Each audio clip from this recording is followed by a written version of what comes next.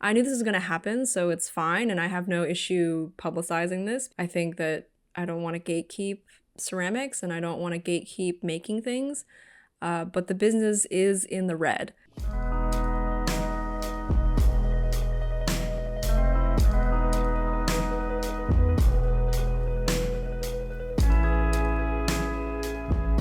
Hi everyone, welcome back to Selena Ceramics.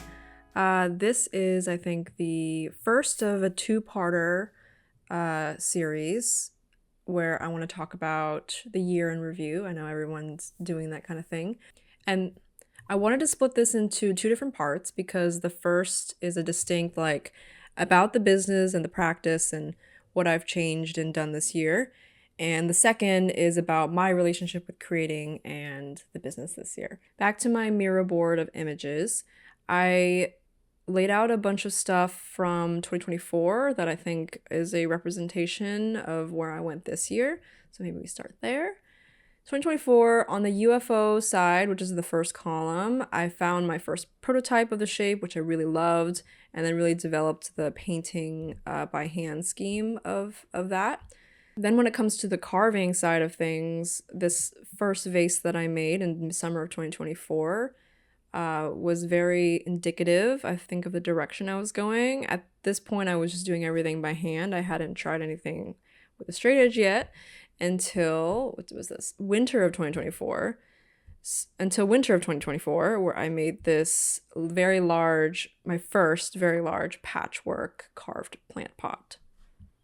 And then in summer 2025, I see myself really developing a lot in color. So on the UFO side, I see myself trying different colors rather than a gradient top to bottom, more of a gradient in splotches. And then with the ruffles, I fixed the drainage dish to be a little nicer. And for the fluted column texture pieces, I started this fruit motif or colorful motif design style, where I'm covering everything in white, and then the motif is in a clear glaze, similar to my previous video. Here you see the watercolor wash style, and then the carved part over that. Some carved with single glazes.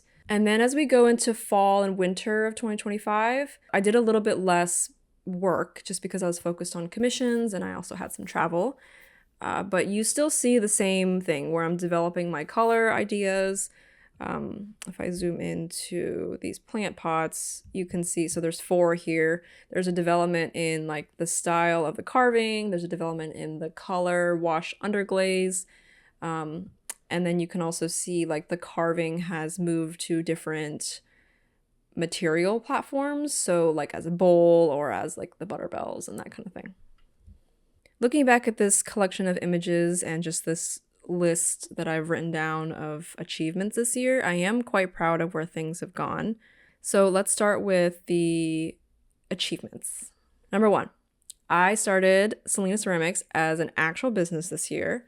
I am also a sales tax vendor, so I can supply local businesses, and I can also sell in markets as well.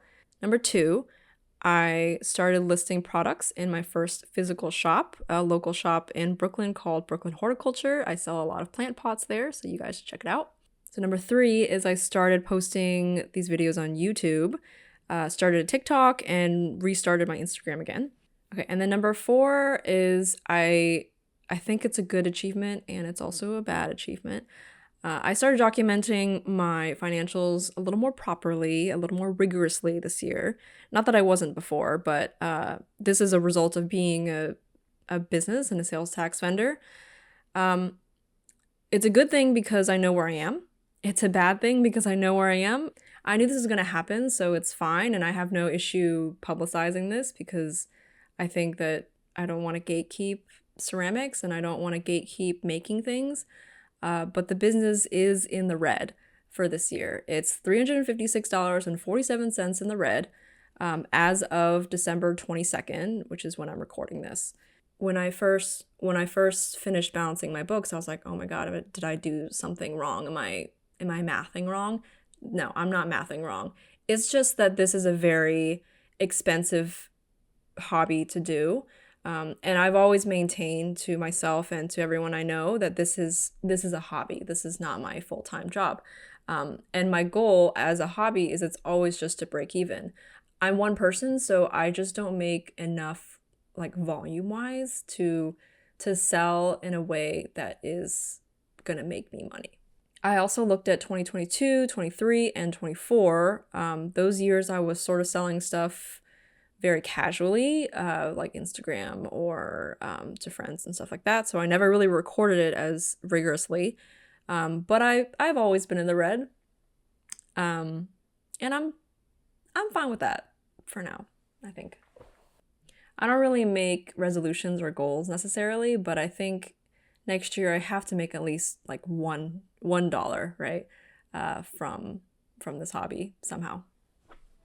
So for today's works in progress, I did capture a lot of footage, so I'm just going to talk through the strawberry bowls now, and then you'll probably see the rest of the footage during the third segment of the video.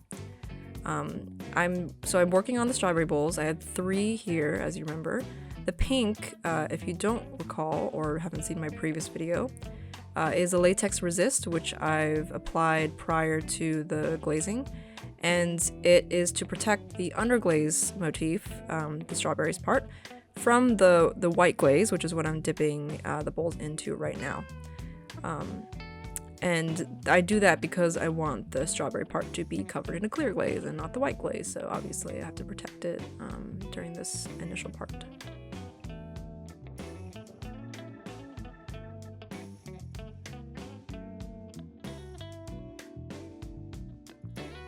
I do take a lot of time to clean up the bottoms and the feet of my pieces.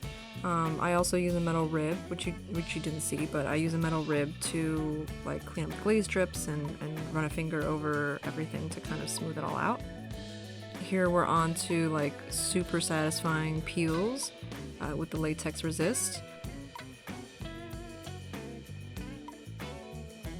I do go relatively slow. I don't peel it off very fast because I'm trying to avoid like glaze chipping off. This white glaze is pretty good at not chipping off, but like just in case I don't want to risk it. It is a relatively time-intensive process, but I think it's very worth it.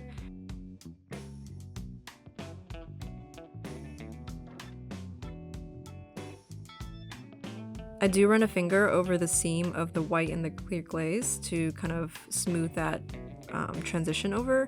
It also helps prevent like pinholes and like crawling and stuff like that, or at least like as I hope it does. On to the last high-low what do you know of the year.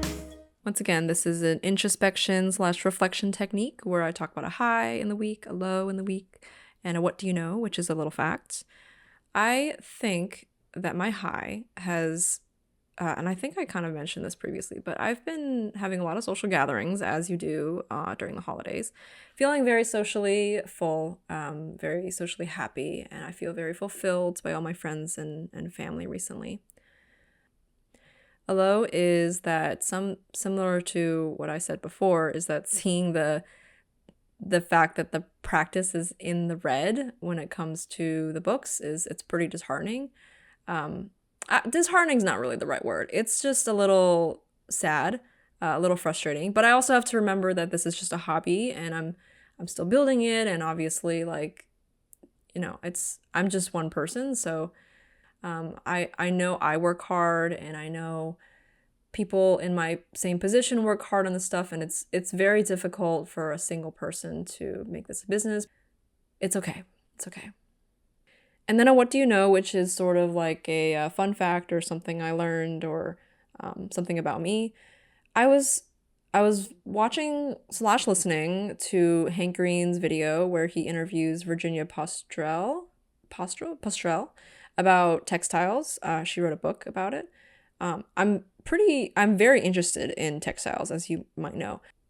They also talk a lot about this concept of innovation, like modern and kind of old age innovation. Like, it really made me appreciate how physical goods are, and really thinking about like the history that leads up to certain physical goods. Like just thinking about ceramics, right? Like the technology and the creative thinking and the brain power that required someone to turn, a leaf into a cup, or like a piece of wood into a cup, and then our more modern innovation to have be able to develop like the chemical materials to turn a lump of clay or like a lump of material into something else, and like not even just turning it into something else, but like the ability to innovate that something else in an aesthetic way rather than just a functional way. um, really makes me appreciate stuff. So but anyways, I will see you guys next time, next year.